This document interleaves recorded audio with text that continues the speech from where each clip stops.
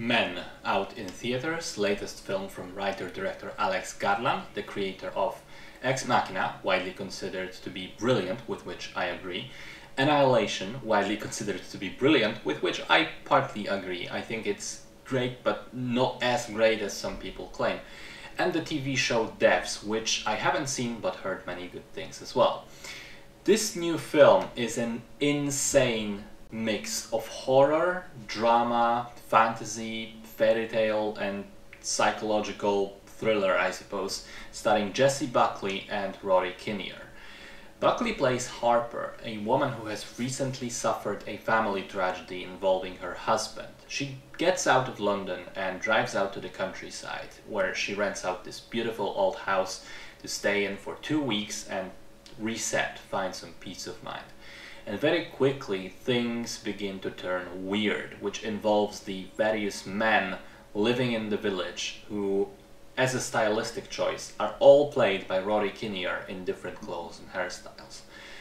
So this film really exceeded my expectations. I think it's my favorite work of Garland so far, which is great because I've read some comments on the internet beforehand about people being disappointed in Men, saying mostly that it starts strong and then towards the end becomes an incomprehensible mess, goes off the rails completely. I disagree with that statement. First of all, I would argue that the movie was never on any rails to begin with, so there's nothing to go off of. It starts already weird and haunting, and about 20 minutes in, it just goes straight into bizarre fever dream territory. Secondly, I think the film is simply being misunderstood because as weird and gross and creepy as it is, there is a method in its madness, and it's all incredibly symbolic. Now, I'm not sure I got everything right. Actually, I'm pretty sure I didn't get everything, but I think I was able to decipher what the film was telling me mostly, and I'm very happy with this interpretation. So, I think Men is about men, as it were, essentially, about various forms of sexism, misogyny, and oppression from the side of men directed at women. The various characters played by Kinnear are all different facets of guys being awful towards ladies. The landlord Jeffrey is the least malevolent one. He represents this sort of casual, as it were, well-intentioned sexism. He insists on carrying the bags. He insists on buying her a drink. He insists on being the brave savior towards the end. The priest represents the emotional abuse, the gaslighting and psychological manipulation and guilt-tripping. The kid is just a kid. He's being awful because he was never taught any better. The guys in the pub are the very basic, unknown, violent force that threatens women in the physical sense. They are the guys that you fear walking home alone at night. The policeman is the condescension, the disregard for the opinions of women and the feelings of them. And finally, the forest man, the weird green man, is a primal force. He's the sort of personification of the entire, gender traditionally.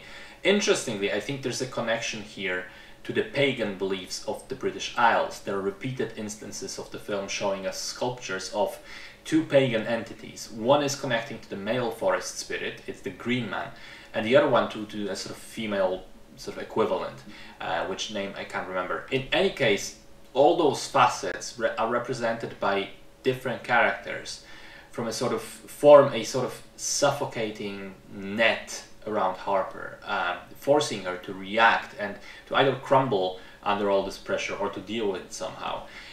And also the birth scene, which it's a fake spoiler, me saying that, but trust me, you have no idea what that means until you've seen it. That scene is pretty clearly meant to show the cyclical nature of men being awful, the way the cycle perpetuates itself and one generation breeds and creates the next one. One final point purely about the story. I loved how at the end you think to yourself, well, okay, was all this just imagined, an internal struggle, all in Harper's head? Or did some of this really happen? But then in the final scene, there are hints that yes, at least some of it did really happen because the aftermath, sort of physical destruction, is seen by another character. And I take that as meaning that, yes, the conflict may have been internal, but it may have been Harper dealing with her emotions and thoughts. but that doesn't make it any less real, right? It still has real consequences in the waking world. Regarding the technical aspects, I think that the movie is stunning. The score and the music is haunting and creepy, and very often incorporated diegetic sounds or makes the characters' screams bleed into the music, which is a terrific and haunting artistic choice.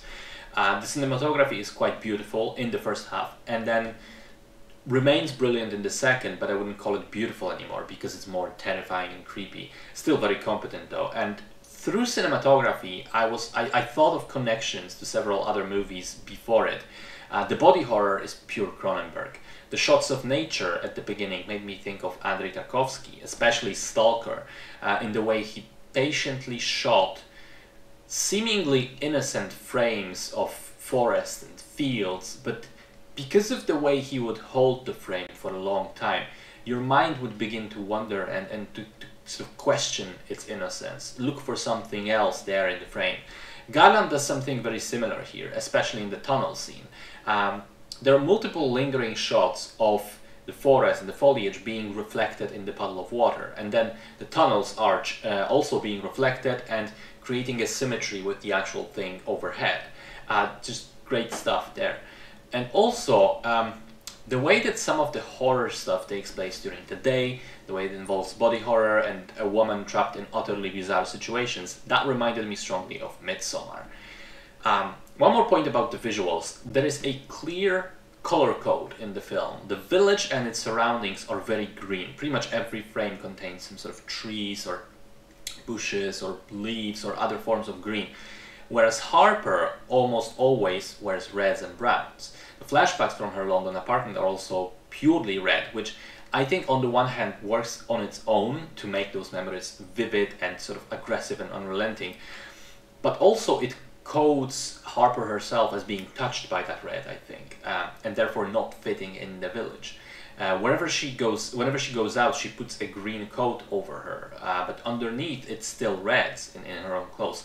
Try as she might to fit in this world of weird, forest men, she cannot hide the fact that underneath she is still a red. She is something else, a force that doesn't fit this world.